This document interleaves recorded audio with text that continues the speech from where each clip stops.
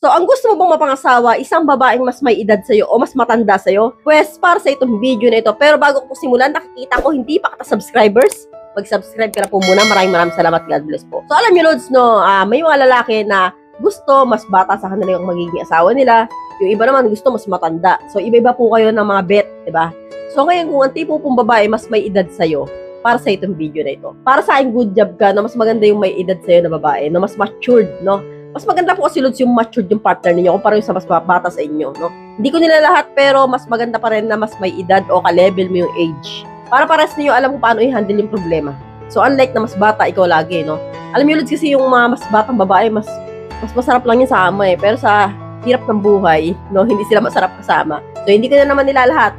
Pero, Lods, no, yun po yung kadalasan na makikita po natin kapag masyado mas bata sa'yo ang babae. Kumpara nyo sa mas may edad sa'yo yung babae. At ang isa pa pong advantage yan, kapag mas may edad sa'yo ang babae, no, mas matured, no, mas focus na lang po sila sa pagpapamilya. So, tapos na sila sa mga gimmick, gala, barkada, yung mga ganyan. So, graduate na sila dyan. So, ang gusto na lang po nila, sa bahay na lang mag-alaga ng mga anak. So, unlike po ng bata pa, nandiyan pa po yan sa yung mga level na easy-go-lucky, gusto, party pa.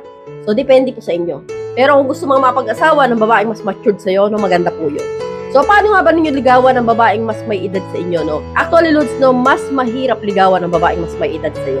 Totoo po yan. Parang yun po sa babaeng mas bata sa'yo. Kasi po, mas matured, mas may edad, mas marami na pong alam at mas marami na experience tungkol sa pag-ibig. So, alam na nila kung paano tumingin ng lalaking manluloko. No, alam na nila yung paano tumingin ng lalaking sinungaling. Kaya po, hindi po basta-basta mabobola yan.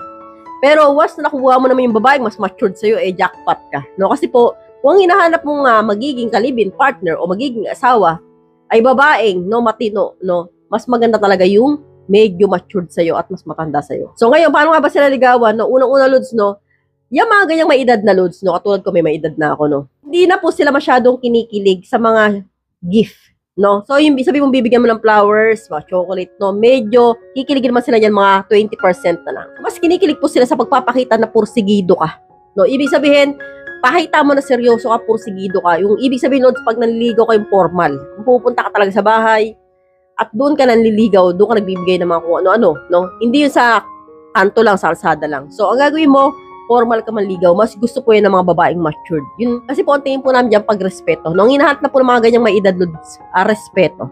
So, pinaka-importante po sa amin yan, no, na makita yun sa isang lalaki na may respeto at yun na nga, no, interesado at pursigido.